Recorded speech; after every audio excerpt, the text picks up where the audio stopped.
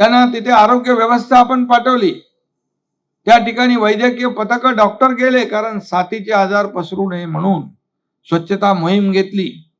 आणि आज प्रताप सरनाईक यांनी तिथल्या शेतकऱ्यांच्या गायी गुरं वाहून गेली, मरून गेली, यासाठी 101 दूध देणाऱ्या गायी शेतकऱ्यांना देण्याचा निर्णय घेतला।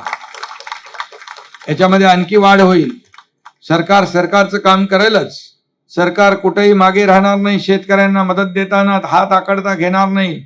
कारण मी जेव्हा मुख्यमंत्री होतो तेव्हा शेतकरी सन्मान योजना असेल, पीक विमा योजना असेल, अनेक योजना आम्ही सुरू केल्या, त्या आज सुरू आहे।